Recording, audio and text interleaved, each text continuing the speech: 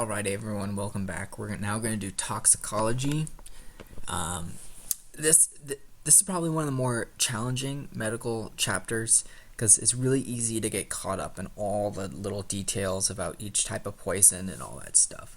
So I think where you'll get most of the bang for your buck is understanding the big pictures. I wouldn't focus on memorizing every single toxin out there and how to treat every single toxin, because it's really big picture stuff, and a lot of the management that's definitive will be done in the hospital, and so it's there's not much in EMS we can really do for this, and so I would just focus on big picture things. So let's get started. Alright, so we're going to talk about just poisoning in general, different types of ways you can put toxins in your body, and then we'll go through specific poisons. Once again, I wouldn't memorize every detail about every single specific type. It's more the big picture stuff. All right. So intro. So thousands of people in the U.S. die or become ill from intentional, so like suicidal ingestion, for example, or accidental poisonings every year. Most of the time, it occurs at home, and then frequently kids.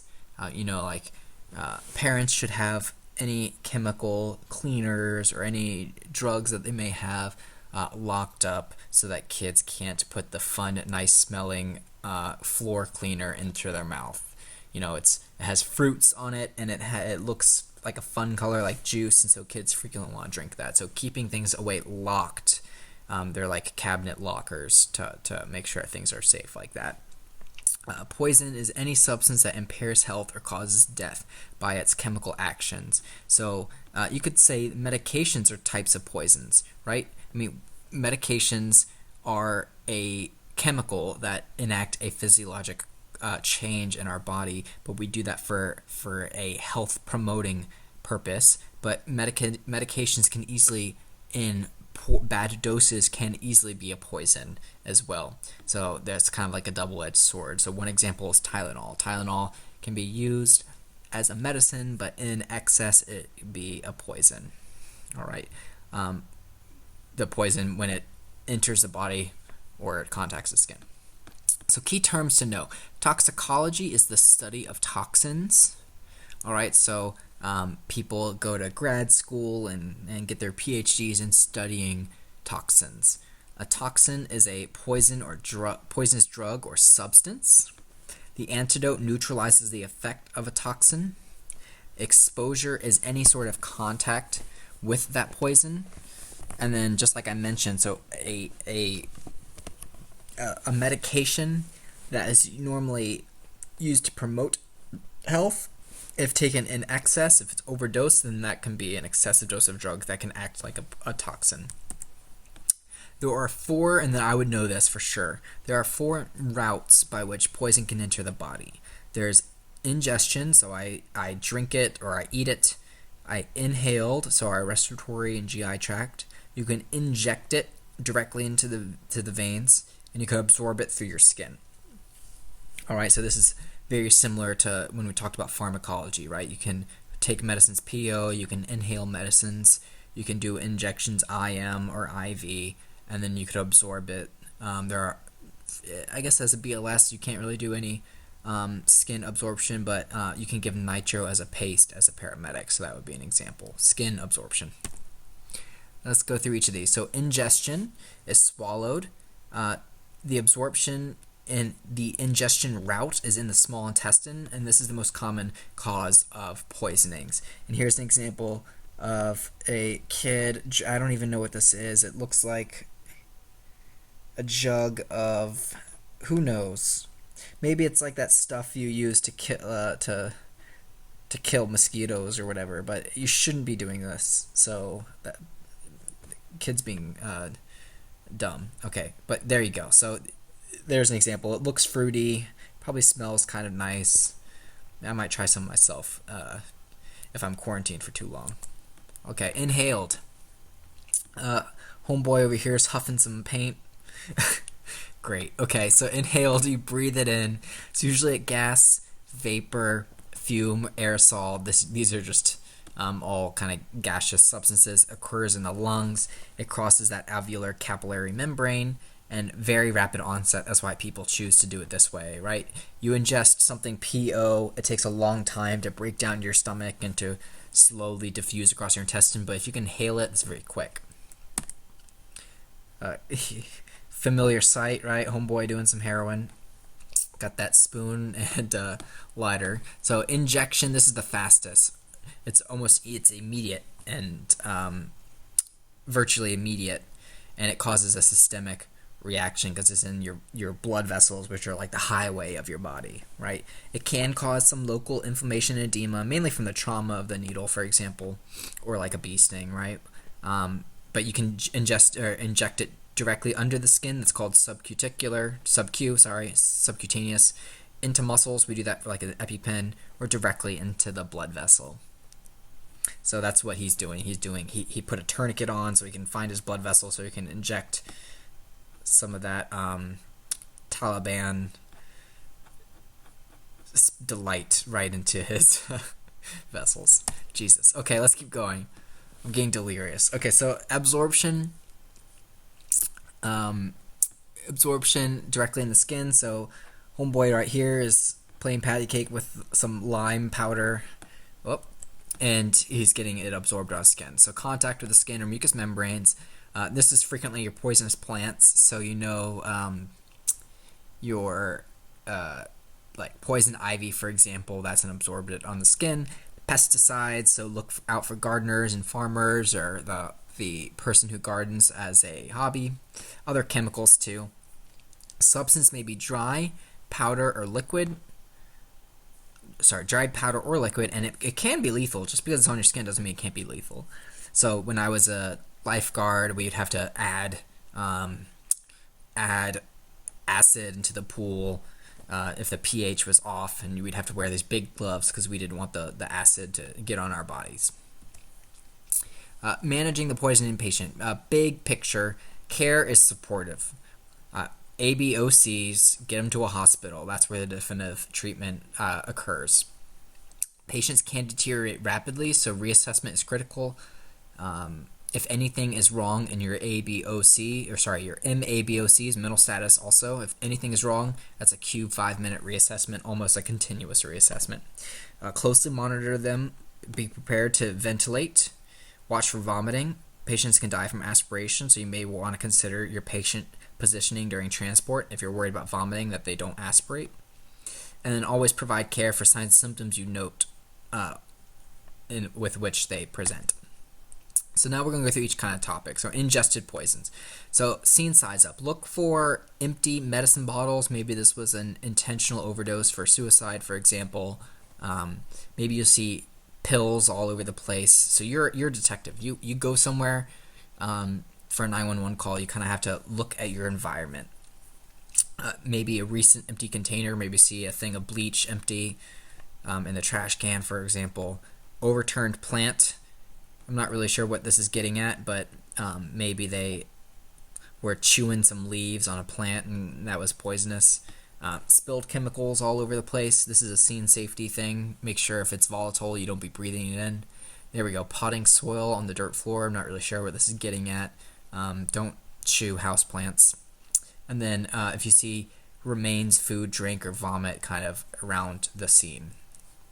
Primary assessment, as with everyone, MABOCs. Remember, you should have an O here for oxygenation, unless you consider oxygenation your breathing. But ABOCs, primary, if there's anything wrong in all of these, that's a critical patient. If they're stable, right, some poisons take a long time to come into effect, they can be a non-critical patient.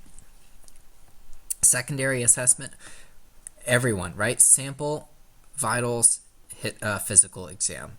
Consider an abdominal exam. Look in the mouth. Do you see chemical burns in the mouth? Do a sample. Figure out what they took. Look at their skin. Do you see skin burns? Things like that.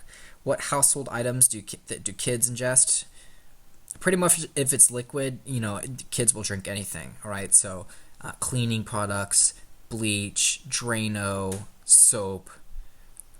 I mean, I've been told that you millennials like to eat Tide Pods, all right? So just, y'all are animals and you eat everything, all right? So just be aware. I don't know what this is supposed to be. There you go.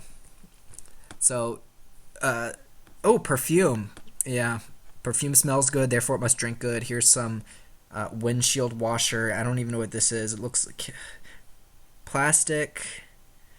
Whatever, to a kid it probably looks tasty. Looking pills. Ooh, overdose on some vitamins. And then look, Clorox, right? Clorox. So secondary assessment, things for you to ask. Was any substance ingested? Was there alcohol with the substance? Some things are diluted in alcohol, like hand sanitizer, or just, sometimes people, when they want to get drunk, they will drink hand sanitizer, so that might be important, or mouthwash, for example.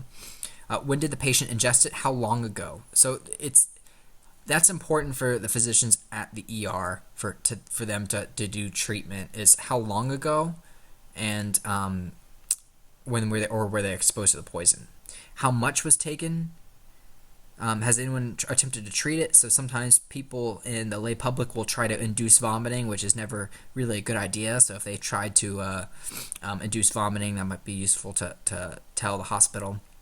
Over what time period was the stuff ingested? Was it all at once, or was it throughout the day, or exposed, right? Any psych history? Could this be a suicide attempt? This is important to discern because this affects the patient's capacity to make medical decisions. So if someone is acutely suicidal, they can't refuse treatment and they can be transported against their will. So if someone ingested bleach and doesn't want to go to the hospital, if that was a suicide attempt, which it likely was, they can be taken under involuntary commitment. So this is super important to discern. Does the patient have an underlying medical illness, allergies, chronic drug use, or addiction, right? Overdosing on heroin is considered a poison, so if they have a drug use and addiction, that's a type of poisoning. So just like key big picture, what was the substance, how long ago, over what time period, how much, and it is important, especially in kids, that you understand the kid's weight. So it's the same principle from pharmacology. We do drug-based weights for kids, right? For Tylenol, 10 mg per kg. A 100 milligram tablet of one thing for an adult is very different for a kid because of the weight. And so same thing with poisonings. A glass of bleach will affect a kid differently than a glass of bleach for an adult. So when you report and you call into the hospital, report the kid's age and weight, all right? So secondary assessments for physical: look of swelling of tissues in the mouth that might cause an airway concern. Any GI upset, abdominal pain, that's why I said do a belly exam. If they have pain during swallowing, that's concerning because they could be bleeding into their chest from esophageal trauma. This term is called odynophagia, ODYNOPHAGIA. So if they have odynophagia, if they have unusual breath or body odors, I'm not really sure about what this one's getting at, but the acetone, for example. So this is important. This isn't really ingested, but I had someone inject themselves with gasoline in an attempt to kill themselves, which is terrible for one, but two, it was very interesting because gasoline is a volatile liquid, and so it can aerosolize, which is, you can smell it when you pump your own gasoline. And so how the body gets rid of gasoline is it exhales, the person would exhale it, and so when we got to them, we could smell the gasoline on their breath. So that was pretty interesting. So use all your senses, all right? Abnormal vital signs, different pupil changes, and then respiratory changes, which means you may need to intervene with ventilation. Emergency care, really not much you can do. I mean, every poison affects the body differently, and so big picture, ABOCs. So airway, if you need to worry about the airway, OPAs, NPAs if they are altered, provide oxygen if they're hypoxic, ventilate as needed. Suction, they may vomit up some of the stuff, so you certainly need a suction if they cause swelling or bleeds in their GI tract. They may vomit that stuff too. They may have respiratory secretions, so suctioning is important. That's an airway concern. Prevent further injury, so don't induce vomiting. Don't let them keep drinking that bleach. All right, take them away from it. And then bring the poison or container to the ER. That can be useful, but don't let them get it back from you. And consider activated charcoal. Charcoal is not a lot of services actually use it. It's still on the state protocol. Charcoal is only for ingested poisons. We don't do charcoal for injected or inhaled or absorbed poisons. And there are certain poisons that charcoal won't treat, but you can consider charcoal. Let's talk about that. So charcoal, it's pretty gross, but what it is it's distilled charcoal in kind of a steam that then becomes a liquid after it cools down, and it's kind of this porous, liquidy substance. And the thought is because it has all these pores and holes in it, the poisons that are in the patient's GI tract will adsorb, kind of stick on and get stuck in this big complex chemical, and so then the patient's intestines won't absorb it because this stays in the GI tract. It doesn't get absorbed. So anyone who has ingested a certain PO poison and medical control says you can give it. All right, and the dose 50 grams or 1 gram per kilogram for kids. All right.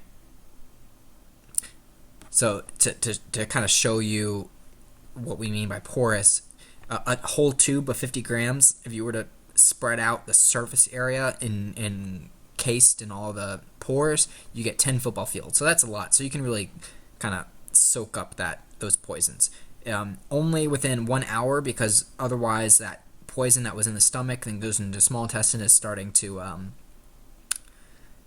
be absorbed in the patient's body, and so they'll be too late for activated charcoal. Just like with glucose, any PO medicines, they have to be alert, their airway has to be patent, and they have to be oriented to swallow. So 1 gram per kilogram we talked about. I think he's a little sad that he ate some glue or something like that. Oh, no, this is the charcoal. But we put the charcoal in a cup, and you document. All right. Side effects: vomiting, because this stuff is actually super gross. Blackening of the stool, because it's charcoal. And if they vomit the charcoal, contact medical control to consider giving more. It is important when you administer charcoal, and this is, your textbook says this, but put it in an opaque cup with a straw that you can't see through, because the patient, when they see that, they may be turned off by the appearance of that drink. So an opaque cup prevents them from seeing what they're drinking. Yep, that is technically the correct way to do it. Great. Let's talk about inhaled poisons. Right, enter the respiratory system, and so they can be absorbed all throughout the respiratory tract. So the nose, throat, the bronchioles, and alveoli. Okay, mostly from fires. That's where you'll see them, because you got a lot of house fires or things like that. But also you'll see carbon monoxide. All right, CO2, sulfur dioxide, just all these gases. Chlorine gas, I dealt with that when I was a lifeguard. Natural gases, just, gases everywhere. Some people will inhale poisons to get high, and how this, there's probably different physiologic effects that cause that effect. But another thing that inhaled poisons do is they displace oxygen and lead to the cellular hypoxia. So that's not what's making them high. That's a secondary effect. But how it also causes problems is the hypoxia, causing that systemic action of the high, and it can cause structural damage to the alveolar surface, which also impairs oxygen exchange and gas exchange.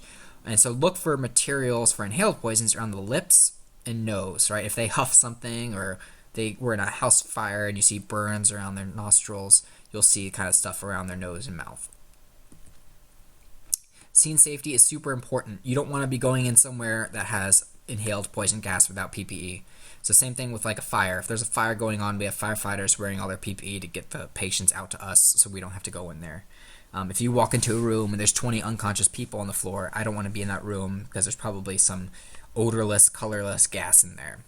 All right, that's why they add, for like gas stoves, That's technically an odorless gas, but they add, I think it's hydrogen sulfide that smells like rotten eggs. So technically, natural gas has no odor, but the gas companies actually add a kind of like a marker in the gas so that you can detect a leak, because humans are super averse to sulfur smells, and so that helps them detect them sooner, and so it's not too late. So many poisons are odorless and colorless. However, they may have odors as well. Primary assessment, great. As with everyone, he kind of looks a little dusky, doesn't he? Okay, MABOCs, mental status ABCs. What do you think is the biggest concern? Probably airway and breathing, right? Because if they inhaled something, that could cause airway swelling, and breathing, because you probably will have to ventilate or oxygenate if they are hypoxic and not breathing effectively. Secondary, as with everyone, do a physical, especially do that head, ear, nose, and throat exam. Look around their nose and throat and mouth and see if you see evidence of that. Sample history, what was inhaled, how much. You can't get this is kind of like a generic qualitative, not a quantitative. You're not going to say, oh, they breathed in 3 liters of carbon monoxide. That's not a thing. But how long were they exposed to that substance? Any history suggestive of suicide? So if you go to someone in a garage with a car running, that's suggestive of suicide. Did the exposure happen in the open or a confined space? And then always, as with everyone, baseline vitals. Some signs and symptoms of inhaled poison: breathing difficulty, dyspnea, chest pain, tightness. Stridor is always bad, that upper airway sound. Wheezing, crackles because of the alveolar damage. That permeability can cause ARDS. Hoarseness, that's airway swelling, impair your vocal cords. Burns in the oropharynx and nasopharynx. And then dizziness, headache, confusion from the hypoxia. Emergency care, the first step is to remove them from the environment. If you can't be treating someone when it's continuously exposing them and you to that toxic inhaled poison. All right, maintain that patent airway by the appropriate means. Right, if they're conscious, you can use an MPA if you're worried about their airway. No gag reflex. You can't use the OPA if there's a gag reflex. Consider oxygen if they're hypoxic, and then assist ventilations if they're breathing inadequately. Loosen or remove tight-fitting clothing. Probably doesn't do much, but just make them a little bit more comfortable. Attempt to identify the poison. That's kind of important because that will affect hospital management. And if you do find containers or labels, bring them with you. Just make sure you use proper PPE when you do that. All right, injected poisons. This is how there's poisons into the body through a break in the skin, such as from a needle, animal bite, a bee sting. Poisons enter the skin or muscle and absorbed into the bloodstream throughout the body, so this is the most rapid onset compared to the others. Common poisons: bee, wasps, hornets. Some people carry on EpiPens because of the allergic reactions to that. Snake bites, spiders, ticks, all the bad things. Illegal drugs taken by needle, right? Heroin, marine animal bites. Great. The threat here would be anaphylaxis if they are allergic to it, but also other things like drug overdose can cause respiratory depression. The findings may be local, a local reaction at the skin of the site of the bite, or it could be systemic, such as anaphylaxis. So scene size up, ensure safety. You don't want to stick yourself with an exposed needle if someone's shooting up, or you don't want to be bitten by marine life or stung by a bee. So scene safety is important, but also discover where the injection has occurred. So this is, I guess, a leg. Either an arm or a leg. I cannot tell. My anatomy is so bad in this picture.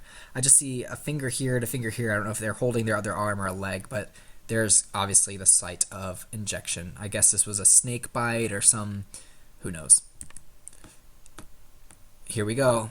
Once everyone, MABOCs, look for urticaria, breathing difficulty, wheezing, right? What else might you look for? Look for the just abnormal primary assessment findings. Secondary, oh man, could you see the slide before it came? Yeah, I could too, right? So everyone gets a sample, everyone gets a physical, everyone gets vitals. All right, so sample. Any history of drug use, history of allergies, time lapse. So when did they inject and when did the symptoms start? All right, and then what type of animal was it? Was it a Portuguese man of war that stung them, or just a normal jellyfish in the marine instance? Was it a tick or a bee that stung them? All right, that might be useful. Signs and symptoms of an injection poison, nausea, vomiting, just anything that can go wrong is pretty much it. Weakness, altered mental status, blood pressure changes, pupil changes. This is high yields clinically. Look on the forearms for needle tracks. That's repeated injection of IV drug use will show marks around veins of needle tracks. Pain, redness, and swelling at the site of injection, local irritation or infection, respiratory distress, and you might see even paralysis. That would be something like tetanus, for example. Emergency care, as with everyone, maintain that airway, oxygen, ventilation as needed. Loosen or remove tight-fitting clothing just to expose the patient to see if you can find any problems. Protect the patient from continued bites or stings, right? Don't be bringing the scorpions onto the ambulance to let them keep getting stung. All right, and then attempt to identify the drug taken, animal bite, or sting. Don't take animals to the hospital. That's high yield. That has happened before. And then the snake gets lost, and it's a nightmare. Absorbed poisons. So this would be through the mucous membranes or skin. Most frequently, probably like a poisonous plant, right? You ever get poison ivy, it's awful. For example, poison absorbed through the skin, and then it's distributed. So this takes a long time because your skin's thick and can prevent most things, but you can have a local skin reaction, or you can have a systemic, but it takes a little bit of time. All right, it can range from mild irritation to severe burns. So scene size up and make sure you don't contact with the N-absorbed poison. Note open containers of anything. Wear protective gear. Call help if more than one patient is injured. Remove patients from the area. So same thing with inhaled. Make sure you protect yourself. Remove them from the source. ABOCs, MABOCs. Look for if there's poison on the patient's clothes, they may need to strip those the clothes off and be irrigated with the stuff off of them. All right, so that's important because it's absorbed. They could carry some of that stuff in their clothes. So just the example is, obviously I hope not, someone wouldn't call 911 for exposure to poison ivy, but the analogy stands that when you get exposed to poison ivy, sometimes that oil sits in clothes and you can get a secondary exposure because that oil is on the clothes. And so if you need to disinfect yourself from poison ivy, you need to not only wash your clothes and remove the clothes from you, but also wash your skin. So if someone got some sort of powdery substance on them, you need to brush it off with PPE, maybe irrigate, and then also get the clothing that's exposed to it off. So some of you have probably done Chem 101 and 102 labs, and you see like those showers and things like that. It's the same idea. Substances may cause respiratory paralysis, so that is important to make sure you get it off their body and you don't expose yourself. Secondary assessment: look for traces of liquid or powder on the skin, burns or blisters from chemical burns, itching, irritation, redness, and swelling. So skin changes. Everyone gets that rapid exam. Expose the patient. You have to lift up their shirt, look all over. All right. Sample history, and everyone gets vitals. Emergency care. So here's an example of someone who got some sort of powder on them. Protect yourself. High yield. All right. Maintain that airway. Oxygen and ventilation as needed. Remove contaminated clothing so you don't get contaminated, but get it off of them. Here's really something you all can do. You can brush dry chemicals or solid toxins from the skin. So this person looks like they have gloves on, they have PPE, they have gauze for extra protection. They're going to brush it off into a safe container. All right, and then we'll talk about poison control later, but call poison control medical direction to determine whether you need to flush the area. So that's important. We'll talk about poison control in a second, but sometimes just wiping it off is sufficient. Sometimes irrigating the area is needed. Emergency care. So here's an example of one of those eye wash stations. If it's in the eye, continuously irrigate for 20 minutes. Don't contaminate the other eye. Right? If the poison is a liquid, irrigate that part of the body for 20 minutes. So the other slide was dry chemicals. You may or may not need to irrigate, depending on poison control, medical control. If it's a liquid, irrigate that part of the body with clean water after you remove the clothing. Especially the eyes, certainly 20 minutes at least. And so this is hard to do when you're driving to a hospital, but you'll have saline bags on the ambulance. You can hook up like a nasal cannula or something like that into a saline bag to continuously flush the eyes. Sometimes you have to get creative in EMS, but that's one way you can transport someone while irrigating their eyes. But also ensure that the eyes don't cross-contaminate. So if I got something in my left eye, I don't want to irrigate my left eye in such a way that that water flows into my right eye. So one example I can share is, imagine you get something in your right eye and you have your like home kitchen sink. Which eye, when you stick your head under the sink to irrigate, which eye would be on top and which eye would be on the bottom? So the answer is, if you contaminated your right eye, if you put your right eye on the bottom of when you're holding your head to the side so that the water out of the spigot hits your left eye and then goes into your right eye and then into the bottom of the sink, that would be correct. If you did it the opposite, the water out of the spigot would hit your right eye, carry that chemical right over to your left eye, and then you would cross-contaminate. So make sure you don't do anything like that. So that doesn't really occur with like one of these, because they each get their own dedicated eye sprinkler, and you have to you're required to make that face anytime you use one of these. But that's just something to be aware of if you're trying to decontaminate an eye when you continuously irrigate.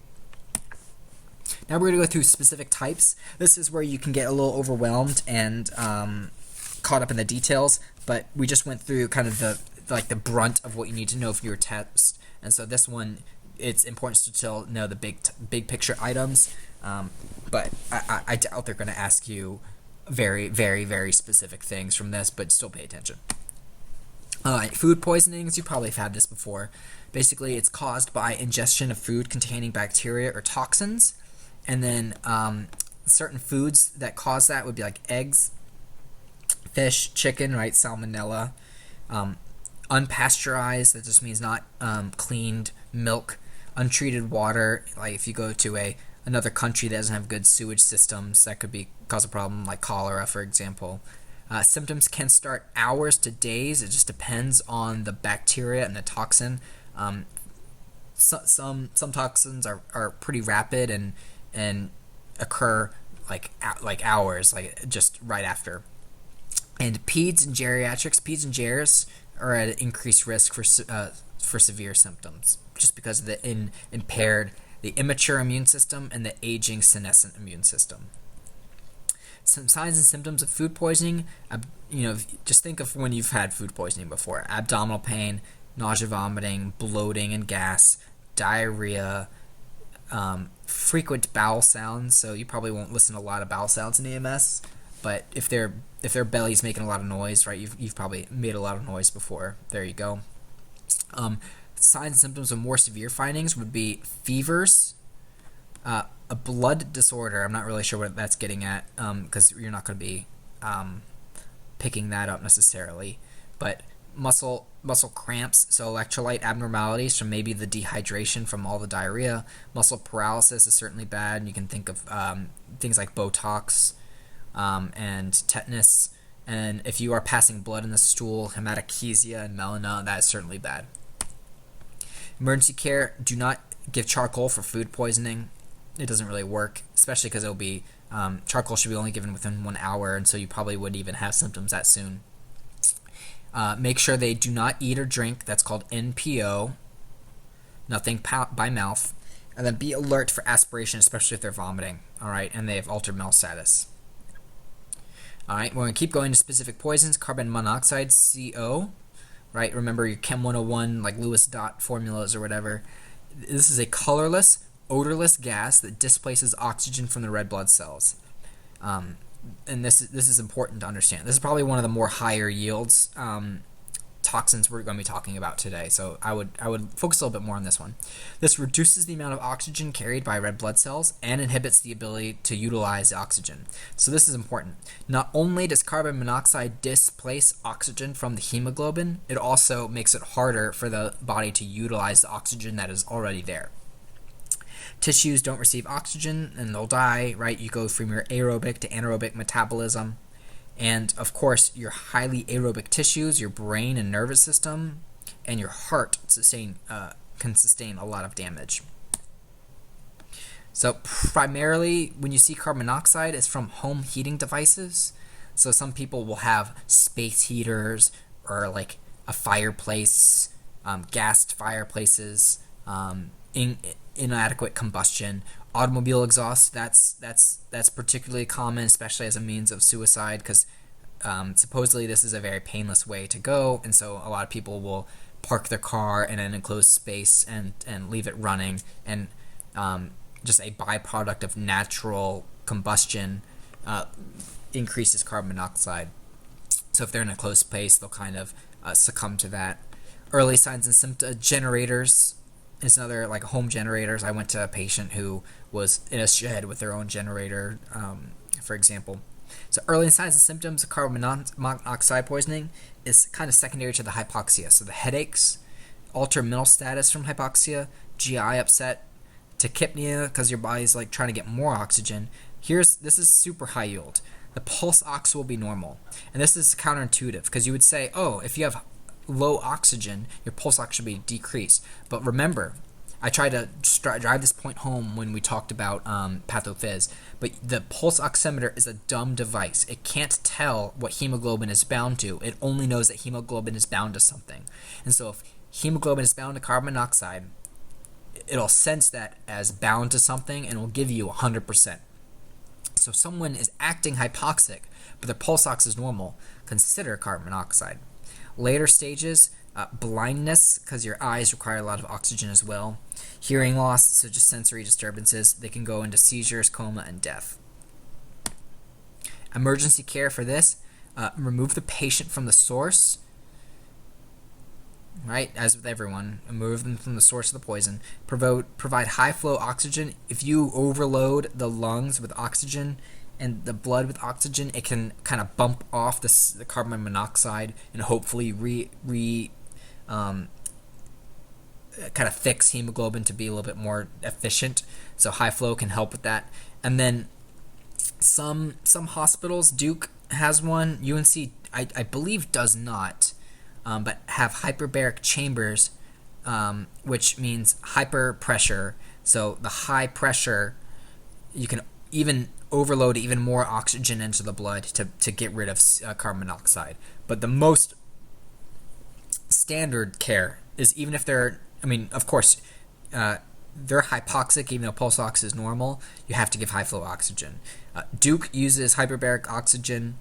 UNC has a hyperbaric chamber, but I don't think they use it for carbon monoxide specifically. It's super expensive, and you can get the same effect by using high flow oxygen, just not as effective, but if you're in the hospital, you can watch them and support them anyway. So this is super important, high flow oxygen. So anytime you go to a house fire, house fires can produce carbon monoxide as a byproduct of a fire, and you frequently will respond with fire departments, and fire department people have to come out of fighting the fire to get rest every now and then. You have to monitor them, and they'll have special monitors to track carbon monoxide. They may or may not have that monitor, but anytime someone is removed from a fire as a patient, give them 100% oxygen, even if they don't look like they are hypoxic. Sorry, even if their pulse ox is normal, because they could have carbon monoxide on board. Cyanide, this is one of my favorite poisons. Right, it's a deadly poison found in a variety of materials, such as pesticides, cleaning products. Right, because this is a way you can kill pests. It's just like a byproduct in cleaning products. It's not intentionally put in there. Plastics, especially burned. This is high yields. Probably won't be on your test, but this is clinically high yield. House fires, when they burn plastics and a lot of like synthetic materials like carpet and stuff, can release cyanide.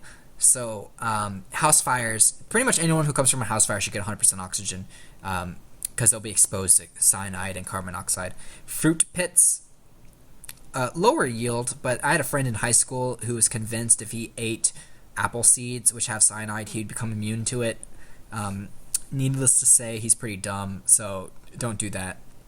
But cyanide interferes with the cells to use oxygen. So it's not a problem with inloading like carbon monoxide. It has not a problem with onloading oxygen on hemoglobin, such as carbon monoxide. It's that the cells in the mitochondria, this is a mitochondrial poison, can't extract it. So it's similar to carbon monoxide, but different. So signs and symptoms, similar to hypoxia, the headache, altered mental status, behavior change, a burning in the mouth or throat, heart rate changes. This is not the most high yield, but it's kind of like a fun pearl. The smell of almonds is kind of classic in cyanide. I don't really know why, but that's just like a fun fact. And then late signs, seizures, coma, shock, right? Cardiac dysrhythmias, because the heart muscle is now hypoxic in effect. ARDS, and death, of course. Emergency care, not much. Once again, as with everyone, remove them from the environment. Remove contaminated clothing. ABOCs, you may need to ventilate them. Give them emergency oxygen. And then consider ALS for administration of a cyanide antidote. Now, I'm not sure if every ALS agency has cyanide antidotes on board. I think it's amyl nitrate is what's given, but frequently in EMS, I haven't heard of agencies around here carrying a cyanide antidote. The main thing is get them to a hospital, and the hospital should have an antidote for cyanide. But as with everyone, if it's kind of out of your scope, consider ALS for airway management, and it's never a bad thing if someone has a primary assessment problem to call ALS. And then, of course, rapid transport. Acids and alkalis. So this just means acidic things, low pH, and then alkalis is kind of the high pH basic things, but we call it alkalis. Many household cleaning and industrial items, the way they clean is through these pH effects contain the stuff. So like bleach is alkaline, Drano, all that stuff. Acids burn on contact. That kind of makes intuitive sense. And then if ingested, the majority of the burn will occur in the stomach and not the esophagus. So that should make sense, right? If you drink a glass of water, a fraction of the time, the water just goes through your esophagus and then sits in the stomach for a while. So most of the problems going on in the stomach. The pain may be severe and immediate because of the just destruction from the chemical. Bleeding may occur if the stomach lining is perforated, if a hole is punched through, and that can be fatal. You might see burns in around the mouth, so always look at the mouth and nose. You might see burns around the lips or in the oropharynx. And then acids typically burn for a much limited time compared to an alkali. Alkalis also burn on contact. They take longer to recognize the burning sensation compared to an acid, because we kind of have acid receptors in our GI tract, so they can sense that acid, but alkalis, we don't really have receptors specifically for them. They burn deeper and longer, so this is a pearl to know. Your GI tract is kind of used to acid, right? I mean, your stomach makes acid, and acid kind of creates an eschar, like a black, thickening, necrotic layer when it comes in contact with things. However, and so therefore, acids don't burn as deeply and cause as much damage as alkaline things do. And so that's kind of counterintuitive, because you think acids are bad, and they certainly are, but alkalis can actually cause worse problems because it's more soluble in our tissues and can diffuse deeper and burn longer. If a solid is ingested, it may adhere because it can kind of absorb into our throat tissues and cause deeper burns and perforations, and can burn longer and deeper. Now, people make the mistake, especially in the lay public, that if you ingest an acid to counteract it, like a chemistry 101 thing, like, oh, if someone ingested acid, let me give them a base. That is 100% do not do that. You can make them worse. And if you remember from Chem 101, those reactions, acid plus base, are exothermic and create a lot of heat. And on top of an acid or alkaline burn, you are now causing a thermal injury. So never give, for acids and alkalis, never give neutralizing substances. Emergency care, though, remove them from contaminated clothing, because that stuff they may ingested it, or it may be on their skin or clothing, so remove that. Flush them with water, because these are typically liquids, so flush those areas with water.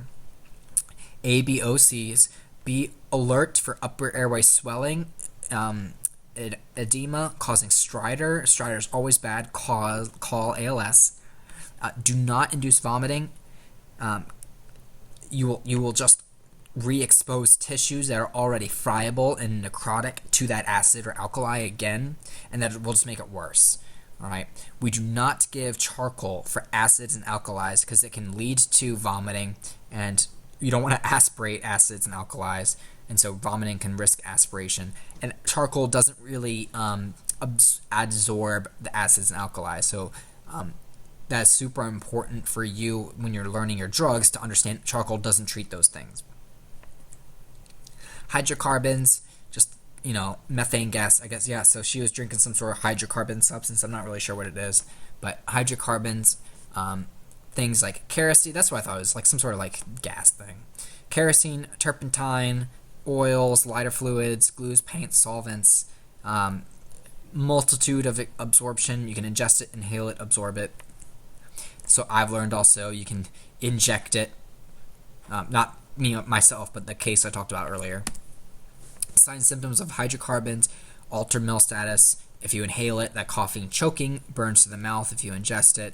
Cyanosis, because of the impaired gas exchange. Seizures, coma, GI upset, dyspnea, stridor. All these symptoms kind of travel together. Emergency care: remove them from the clothing if it's on their clothing. Decontaminate them.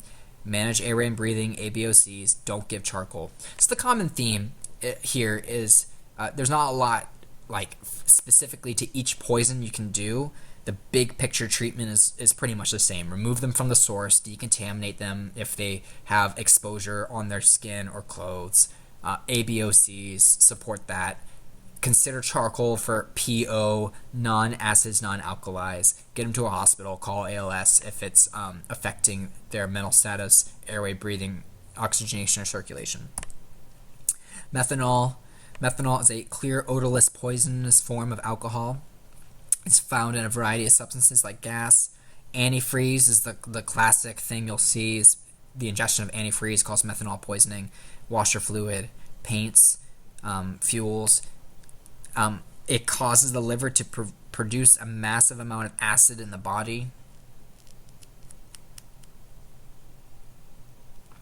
I think that's correct. I'll have to think about that. I don't know what acid it's talking about. Maybe it's formic acid. I'll have to think about that. But just, it's not good for the body. Some signs and symptoms within up to 3 days, but more frequently: altered mental status, seizures, GI upset, vision changes. That's kind of a little bit more suggestive of methanol poisoning. Pupil visual disturbances. An antidote called fomepizole may be administered in the hospital. This is not an EMS protocol, but this is technically true.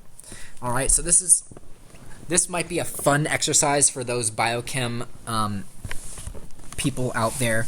But if you learned the breakdown of ethanol into acetaldehyde, it's the same kind of process as methanol breakdown, and fomepizole is an enzyme, or is a drug that blocks the enzyme breaking down ethanol into acetaldehyde. And same thing, it prevents methanol from being broken down into the toxin. And so you can people, if in low resource settings in the hospital, will actually give alcohol to people who have methanol poisoning, because it competitively inhibits methanol's breakdown, because all the alcohol will be broken down, and so the toxin won't be formed. So technically, medically correct, it is not in your protocol to carry around some bourbon and give it. But that's a fun, if you look up metabolism of alcohol or metabolism of methanol, you'll see how flumetazole works and understand where this is coming from. But this is not standard of care in EMS. Fun though. Isopropanol. Oh geez. So this is sort of alright, this is your organic chemistry coming in. Propane, so it's like a 3-carbon with a iso, so an alcohol in the middle, I guess.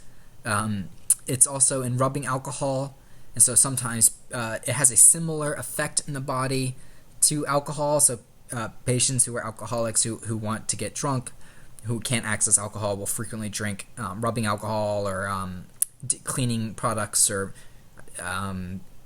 it's just no bueno. But it takes isopropanol and creates acetone. So we've seen this before with our ketone bodies. So you might smell ketones, that smell on them. And that is toxic to the tissues and can cause hematemesis, bloody vomit, respiratory depression. That's from like the alcohol effect, ultramental status, and then it can also cause shock. Woo, we're just getting into all the fun things. This is why I said it can be a little overwhelming at first. Ethylene glycol, it's another sugar alcohol found in a variety of things, classically antifreeze, de-icers, coolants. It has a sweet taste, and so children often ingest it accidentally. All right, this is important. You know, things taste sweet, keep drinking it, but it's actually just because it's a sugar alcohol. Alcoholics may also use this because it's similar to alcohol. Teenagers may those darn teens drink radiator to become antifreeze, to become intoxicated, and this affects the heart, lungs, nervous system, pretty much everything. And it is broken down into certain byproducts that cause kidney stones and can be very toxic, as ethylene glycol. So kidneys are in there for that reason.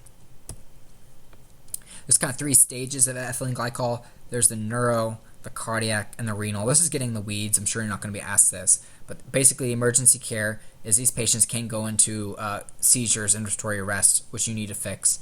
Consider activated charcoal for these patients. Poisonous plants, right?